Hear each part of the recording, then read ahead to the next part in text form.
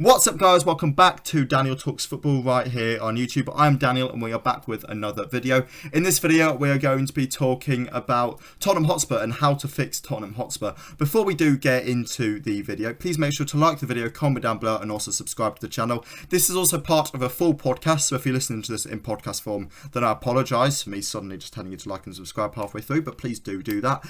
If you haven't seen the full podcast with Spurs news, make sure to go and check it out. It will be linked in the description and you'll also be able to find it on the channel. So yeah, we'll get straight into it. How to fix Tottenham Hotspur. What are Spurs looking for in Jan? So our main two targets seem to be an attacking midfielder and a right wing back, which is being reported by quite a lot of top people. I agree with both of them, but I also think we need to defend at least one centre back, because the majority of our centre backs at the moment, bar Christian Romero, are not great. Clement Longley's doing okay, but he's not going to be your starting centre back that you want every week. So probably the main three are going to be right wing back, Cam, and a centre back. So I want to go through them then. So right wing back, you've got three right wing backs, and you still need another one. Definitely, the quality of our right wing, or the quality of one of our right wing back, is subpar, and for some reason Conte seems to love him. Emerson Royale, he must have his family hostage or something. I don't know why he plays as much as he does. Are we convinced he's Brazilian? I think he's a fraud, to be honest. I look at him and I think, have you been born in Stoke? It's just so poor. I don't get it. Every week, I'm there every week, and I sit with the season ticket holders next to me. We just sit there in disbelief and think, how is this man on the pitch again? Because he's so poor every week. Surely after a couple of games, for any player, you'd think, okay, maybe he's not best for the team or he's not best in this setup. But it's been the same for like a season and a bit now. It's just, why does he keep playing? I really don't know. I struggle to get my head around it because Doherty has come back into the fold a bit more after the World Cup, which I'm happy about because it means Emerson's not on the pitch. But even yesterday, we played Portsmouth and he started Emerson Royale over Spence. And think that is the perfect time to start a youngster, and he still doesn't start him. And even when he subbed off Sessegnon, he put Emerson Royale left wing back. You think he can't even play right wing back. Why are you putting him on the other side? He's just, I don't know. So a new right wing back is something that we massively need. I mean, we'll talk about Spence probably when we talk about players that need to leave, but I'm pleased that we can sort of have a good therapy session for you because it really sounds like you need it. Spence sounds awful. Genuinely, I'm sorry you've got to watch that week in, week out. And this is coming from someone who's had to watch, Johnny Evans and Wilfred Ndidi pass the ball back to back to each other for 15 minutes straight. You said a centre-back as well. Is Longley going to be signed permanently in the summer? Has he just not worked out as I kind of expected he wouldn't? What's happened there? Well, Longley, to be honest, has actually been okay. I remember somebody said, I can't remember who it was, before, or as we were signing him, it was if you get the Seville Longley, you're laughing. If you get the Barcelona Longley, then you're crying. And I think we've got a bit of a mix of both. He's been doing okay, better than a couple of other players in the team. I wouldn't say he's made my mind blow, but he is an okay player. But as far as I know, we don't even have an option to buy in the loan contract, so we may not even have the option unless Barca come to us and say, look, do you want him permanently? Because we know how much financial issues they're in. But again, I think he is one of those players that we can sign for now, but we're going to need someone better eventually, so he's only going to sit on the bench if somebody else comes in. Yeah, I mean, if you want to sign him, you'll be able to sign him. It's Barca. They'll take anything for him and go out and spend 50 million on someone probably even worse. You'll be able to get him for probably 10-15 million, but as I say, we'll get onto that when we look ahead to the summer. You obviously mentioned three positions there, an attacking midfielder. I think that's blatantly obvious. I've discussed that on the channel before. You've got 4-5 defensive midfielders around the club and no attacking ones, which seems like quite a Conte squad, actually. Who do you need to actually sign then? Do you have any names for me? What kind of profiles would you be looking for in these kind of positions? Yeah, so one that we actually touched on, I remember a couple of months ago when I was last here, is Pedro Porro. Now, the interest in him has skyrocketed. Like, all the sources are saying now that we're really interested in him and we want him and he wants us. But his Sporting have essentially said if you don't play the release clause, you're not having them. Now the release clause is only, well, I say only, but 45 million. Now for a young player who looks class, you pay that in an instant, or big clubs would pay that in an instant. If Chelsea came along and thought, yeah, he fits our system, fits this, fits that, they'd pay it the next day, the way that they do business. And I wish we did it similar. So Pedro Porro definitely one for the right wing back. Cam, James Maddison is always one that's touched upon, as you'd be delighted about. I would be, yes. He, again, he's a top player. Maybe injuries are a little concerning at the moment because he's had a few. He had one just before the World Cup. I think he's picked up another one or still got one Same from one. the World Cup. They made it worse. The Yeah, World Cup so made it worse. definitely for Daniel Levy, he likes buying players at a good value and that suits him. And if he's buying a player or signing a player on big wages that is going to be injured every week, he's going to turn his nose at it. As for centre-backs, Bastoni, one we tried for in the summer but didn't want to come. We'll probably try for him again if Conte's still there. I feel like if Conte goes, then our chances of signing him will just disappear completely. And Guardiola, but after the World Cup he's had, I'd be very, very surprised if we got him. We had our chance in the summer, we didn't do it, and we're paying the prices for it now. So you're saying Maddison and Porro for January. Do you have a centre back that you would like to sign in January, or is that one that you're possibly going to have to leave until the summer? I would love to sign Bastoni or Guardiola, but again, they're probably quite unrealistic targets. I would like to sign a centre back, but I just really don't think we will. Okay. Daniel Levy. January's a typical window, isn't it? Nobody spends massive in January, so I just can't see it happening. Well, this window seems different. I've looked at a lot of sides and I've gone, Leeds have apparently sent off a 30 million bid for Rutter today from the Bundesliga, and Liverpool have spent their money. So, to be honest, I can see clubs doing business. I can see you not doing business well. I could see you picking up Maddison. For you would need to pay extra. It would probably be 55, 60 million. I'm going to be honest. It would be a big chunk still, because even though he's got 18 months left in the contract, it's halfway through the season. And he's the difference between survival and relegation. And for Pedro Porro, I've seen that link a lot. So if you were to bring in those two, would you be happy with that? Yeah, definitely. They're both players that the fans, I get the feeling, both really like, and they're both players that we need. We've seen Pedro Porro play at the Spurs Stadium and he looked class, along with James Maddison as well.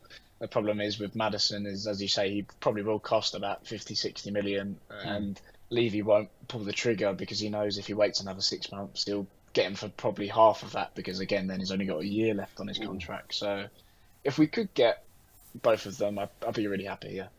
I must say I have to disagree with you on getting him for half price. We saw with Yours Humans last summer. It'll probably be 50. It might be 5 million less.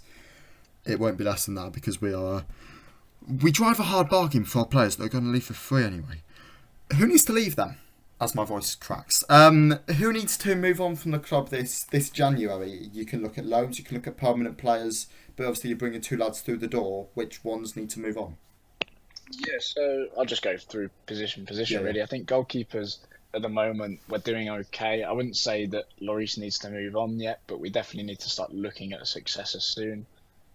For defenders, Jaff Tanganga's been playing a little bit here and there, but he hasn't looked 100%. I think when he came in for Mourinho a couple of seasons ago, his first game against Liverpool, he looked class, and I was really excited for him, but he sort of hasn't really lived up to that. So I know AC Milan were interested in him, possibly sending him on loan. Like, look what a move did for Tomori in the Serie A. Something similar to that. Maybe a loan just so we can get him back afterwards. I think that's it for defenders. As much as I'd like to get rid of a few more, say Eric Dyer, Davinson Sanchez, I just don't think it will happen. Not in January. No, definitely not in January, because there's no way Levy's going to go out and spend big to get a replacement at the moment. So I just can't see it happening. Moving on, sort of midfielders, wing backs, Emerson Royale. I'll drive him to the airport myself. I cannot believe this guy is still at the club.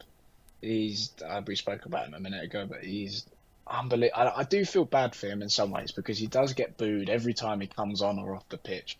And as a person, I feel bad for him, but his footballing ability does not exist. It does not exist. So get him as far away as possible. I don't really care where he goes. I'd give him away for free, to be honest, just cut our losses.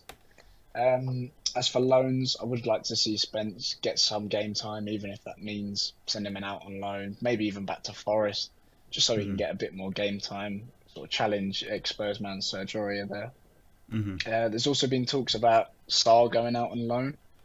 The way he's played in the last couple of games he's had with us, he's been class, so I'd love for him to stay. He looked like a good backup option or even a starter ahead of someone like Skip.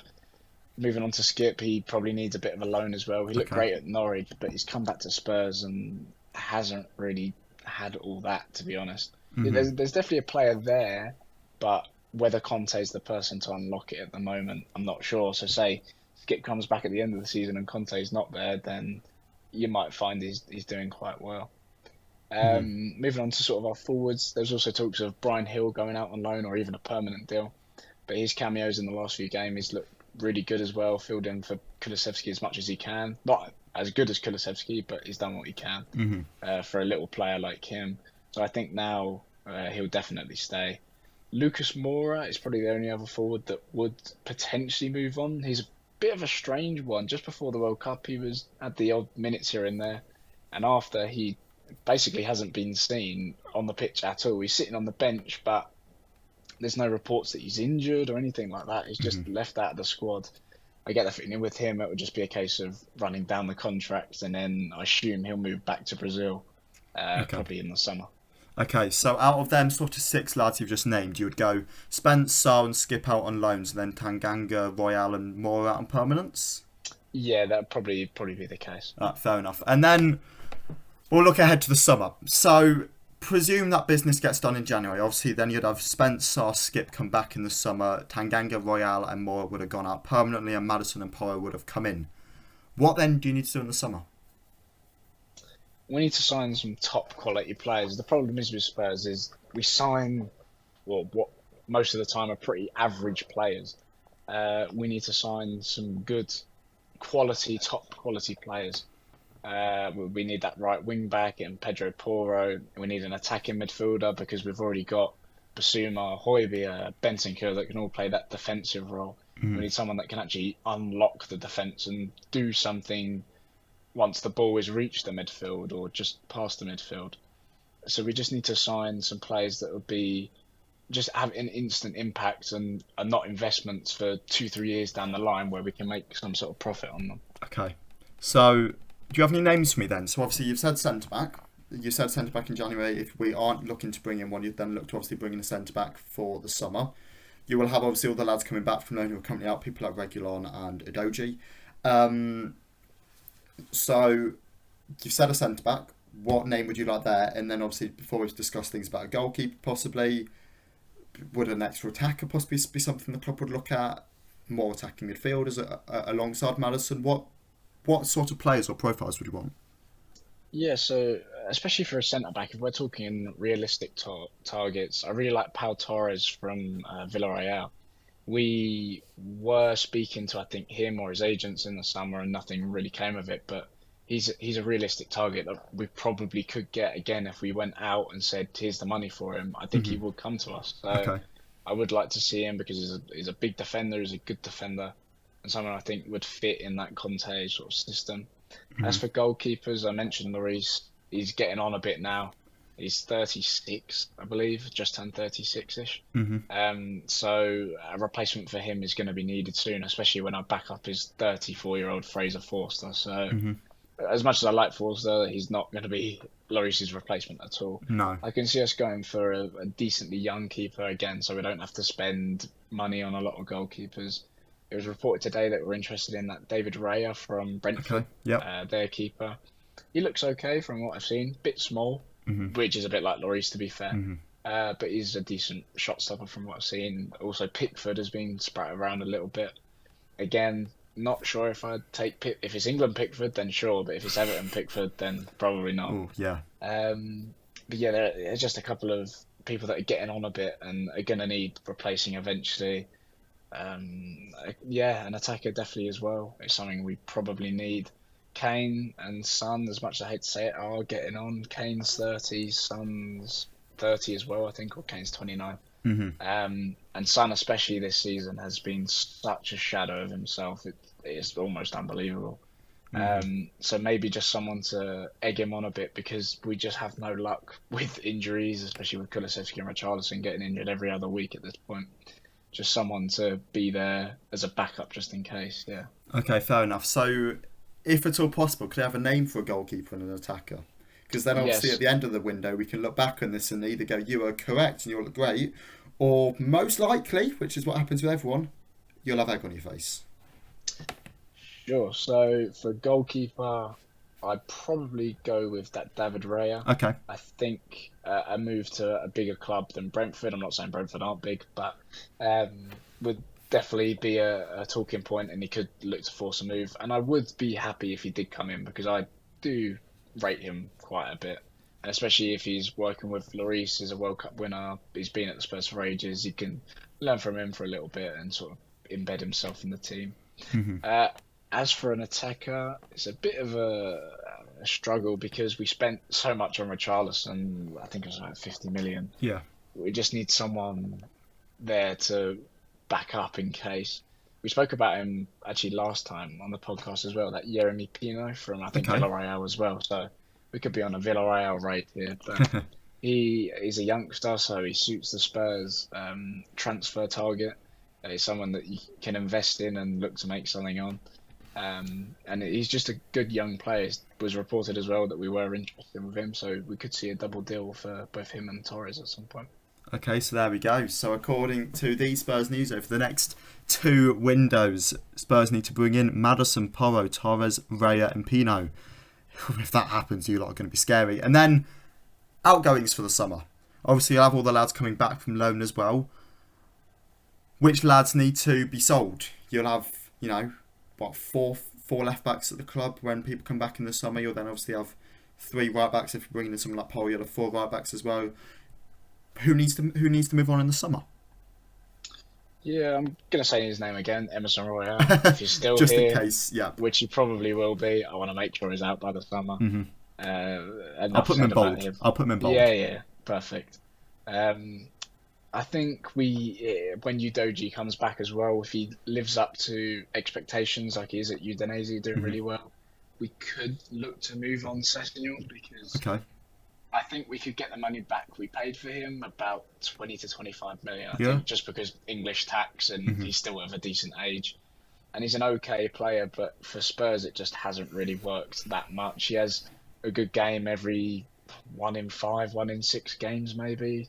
And that, for a top-class team and a top-class coach, is just not good enough. So Sessegnon will probably look to move on. There's definitely a few youngsters I think will go out on loan. There's a midfielder called Alfie Devine. He's quite... Heard of him. I think we brought him from Wigan for about 300,000 a season or 2 ago. He was actually supposed to go out on loan in the summer, but he picked up an injury just before, and then the club who he was going to pulled out and said, look, it's not worth us taking him. So he could look to go out on loan. I would like to start to move on a couple of older defenders as well, maybe Eric Dyer, because he was good last season, or okay last season, and this year he just hasn't been the same.